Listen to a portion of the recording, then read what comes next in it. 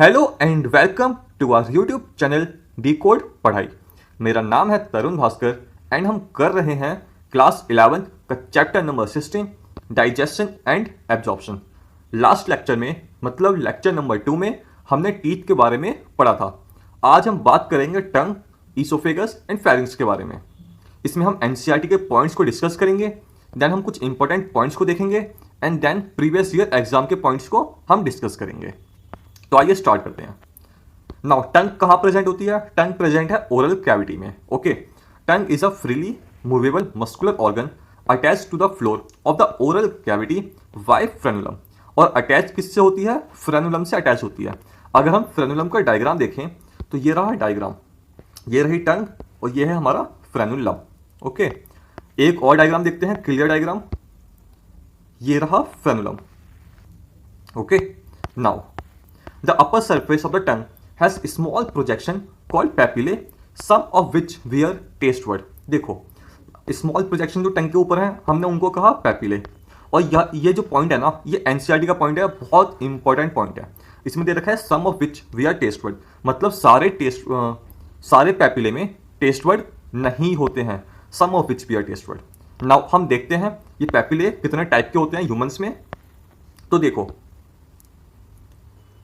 अगर हम पैपिले की बात करें तो पैपिले 4 टाइप के होते हैं, मगर ह्यूमन बीइंग में 3 टाइप के पैपिले देखने को मिलते हैं। ओके, हम सर्कमबलेंट पैपिले को देख रहे हैं, कहाँ पे प्रेजेंट है? Base of the tongue. Then fungiform papillae present होता है टिप पे और मार्जिन पे। देन फिलीफॉर्म पैपिले कहाँ प्रेजेंट है? Centre of the tongue. And foliate papillae कहाँ है? साइड में, टंग के साइड में। ओके, नाउ जो फॉलिएट पैपिले है वो ह्यूमन बीइंग्स में नहीं होता है, ये आपको रैबिट में देखने को मिलेगा। ओके, एंड जो फिलीफॉर्म पैपिले है इसमें टेस्ट बड नहीं होते हैं। ओके, तो ह्यूमन बीइंग में कौन कौन से पैपिले हो गए? सर्कम्बलेंट पैपिले हो गए। सर्कम्बलेंट पैपिले प्रेजेंट होते हैं base of the tongue.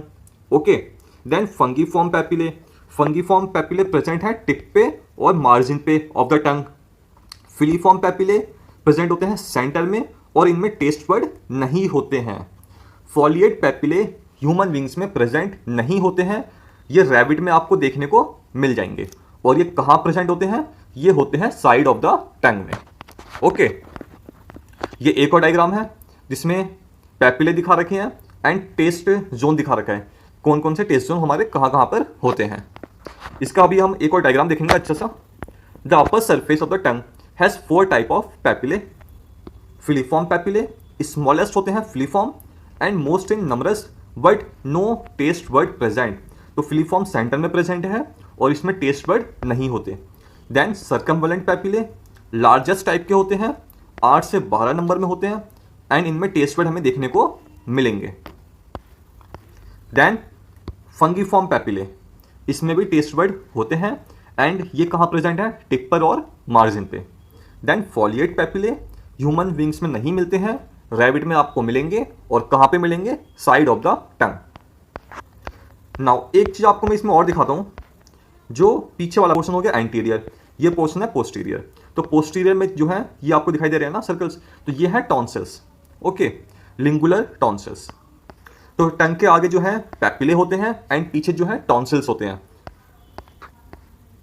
Now ये है हमारे टेस्ट जोन। आगे आपको दिखाई दे रहा है स्वीट देन सॉल्ट देन सार एंड देन बिटर। एक और डायग्राम जिसमें अलग अलग दिखा रखा है, स्वीट दिखा रखा है आपको, देन सॉल्टी दिखा रखा है, देन सार का रीजन ये वाला है, ये आपको रीजन दिखाई दे रहा है, ये मार्क करता हूं मैं, सार रीजन। देन बिटर ये वाला है, ठीक है, and then umami. Now base of the tongue sensitive for bitter taste. Base of the tongue कहां पर है? ये है बेस ऑफ द टंग, जो बिटर होता है, मतलब बिटर सेंसिटिव होता है बिटर टेस्ट के लिए। और पूछा गया है ये मणिपाल में 2000 में। Tip of the tongue gives feeling of sweetness. हमने देखा था स्वीटनेस का कहा गया, ये रहा स्वीट, तो कहां पर है ये? टिप पर। ओके, नाउ जो ग्लैंड प्रेजेंट होता है टंग में वो होता है न्यूएंस ग्लैंड। AMU 2002 में पूछा गया है, रिपीट होने के चांस हैं इसके भी। नाउ फेरिंग्स एंड बात करें तो देखो, हमने ओरल कैविटी में टीथ की बात कर ली, टंग की बात कर ली। अब ओरल कैविटी के बाद फूड आएगा फेरिंग्स में, ओके, एंड फेरिंग्स के बाद फिर जाएगा ईसोफेगस में। The oral cavity leads into a short pharynx which serve as a common passage for food and air. ये कॉमन पैसेज होता है फूड एंड एयर के लिए, ये हमने पहले भी डिस्कस कर चुके हैं, है ना। The oesophagus and trachea, trachea को विंड पाइप भी कहते हैं, ओपन्स इनटू फेरिंग्स, दोनों ओपन होते हैं फेरिंग्स में, और इसीलिए ये कॉमन पाथवे होता है फूड के लिए भी और एयर के लिए भी। ईसोफेगस से ट्रैवल करता है फूड एंड ट्रैकिया या विंड पाइप से ट्रैवल करती है एयर, और दोनों ओपन होते हैं फेरिंग्स में। इसका हम एक डायग्राम देखते हैं। देखो, ये मेरे ख्याल से क्लियर डायग्राम है ना। फेरिंग्स के 3 पार्ट होते हैं, nasopharynx, oropharynx and hypopharynx. Hypopharynx को लैरिंगोफेरिंग्स भी कहते हैं। अब ये है हमारा ट्रैकिया एंड ये है लैरिंग्स, और दोनों कहाँ ओपन हो रहे हैं, इस रीजन में, और ये रीजन क्या है, ये है फेरिंग्स। तीनों को मिला के बोलेंगे फेरिंग्स, ओके। नाउ देखो, एक चीज आप यहां पे गौर करो, जो ईसोफेगस है वो कहां पर है, वो बैक साइड में है ट्रैकिया के। ये हमारी फ्रंट साइड हो गई, ठीक है, ये है बैक साइड। तो ईसोफेगस कहां पर है, बैक साइड में है, ट्रैकिया आगे है, और जो ट्रैकिया है उसके ऊपर वाले पोर्शन को हम कहते हैं लैरिंग्स, ओके। और ये कवर होता है किससे, एपिग्लॉटिस। आपको ये कवरिंग दिखाई दे रही है, ये है हमारा एपिग्लॉटिस। अब होता क्या है, जब फूड अंदर आएगा, ठीक है, तो जो एपिग्लॉटिस है ना, ये ग्लॉटिस को, ग्लॉटिस का मतलब है opening of the wind pipe, okay, तो ये ग्लॉटिस को ना कवर कर देगा, जो ओपनिंग है ट्रैकिया की। एंड इससे क्या होगा, जो फूड है वो यहां पे नहीं आएगा बल्कि जाएगा सीधा यहां पे, मतलब ईसोफेगस में फूड जाएगा, ओके। तो ये तो बात हुई हमारी फेरिंग्स की एंड एपिग्लॉटिस की, ग्लॉटिस की, ट्रैकिया की, ईसोफेगस की। नाउ अब हम इसके बारे में पढ़ लेते हैं। A cartilaginous flap called epiglottis prevent the entry of food into the glottis. तो इससे जो फूड है वो ग्लॉटिस में नहीं जाएगा, opening of the wind pipe during glottis. And glottis क्या है, ग्लॉटिस होता है ओपनिंग ऑफ विंड पाइप। तो जब हम फूड स्वेलो कर रहे हैं तो एपिग्लॉटिस ग्लॉटिस को कवर कर देगा ऐसे, ठीक है। तो फूड जो है ईसोफेगस में जाएगा, ईसोफेगस पीछे होता है ट्रैकिया के।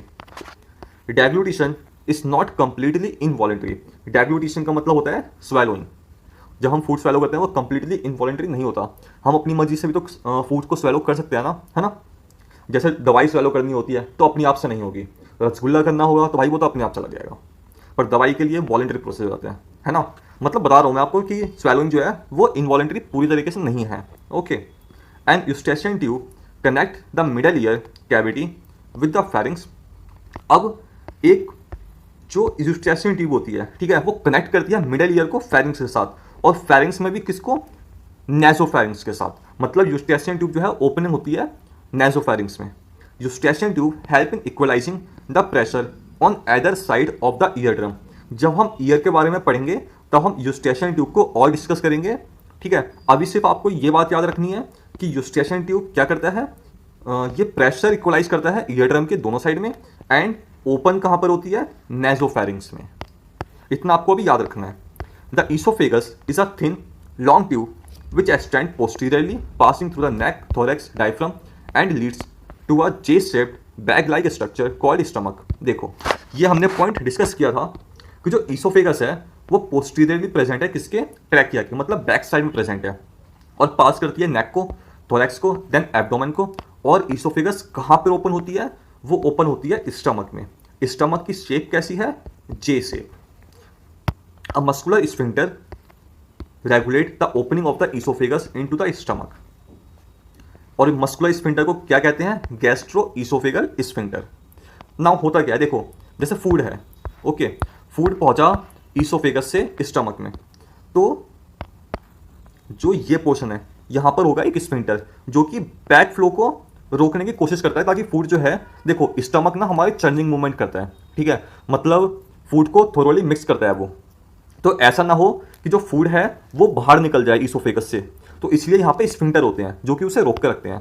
मगर ये जो स्फिंक्टर है ना, वो कई बार ओपन भी हो जाते हैं, वो ट्रू वॉल्व नहीं होते, और जब ये ओपन हो जाते हैं तब होती है वॉमिटिंग, ओके। तो अगर आपसे कोई पूछता है कि ट्रू वॉल्व कौन से स्फिंक्टर शो नहीं करते, तो वो ऑप्शन आ जाएगा हमारा गैस्ट्रोइसोफेगल, क्योंकि यहाँ से जो है फूड कंटेंट कभी कभार बाहर निकल जाता है जिससे वॉमिटिंग होती है। ओके,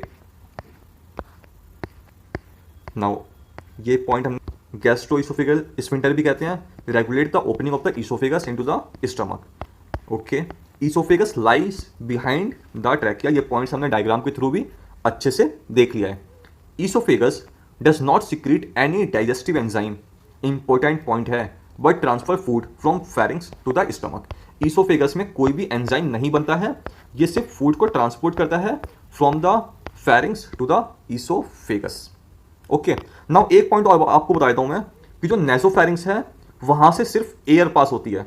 ओके, और ओरोफेरिंग्स और हाइपोफेरिंग्स ये कॉमन पाथवे है, किसका, फूड का भी और एयर का भी। नेसोफेरिंग्स सिर्फ एयर पास करता है, यहां से फूड पास नहीं होता, मतलब फूड पास नहीं हो रहा है, यहां से सिर्फ एयर पास हो रही है। एक एक्स्ट्रा पॉइंट बता दिया है, हो सकता है पेपर में पूछ लें आपसे। तो मुझे उम्मीद है कि आपको आज का लेक्चर समझ में आया होगा, एंड अगले पार्ट में हम डिस्कस करने वाले हैं स्टमक के बारे में। Okay, stomach, small intestine, then हम डिस्कस करेंगे लार्ज इंटेस्टाइन को।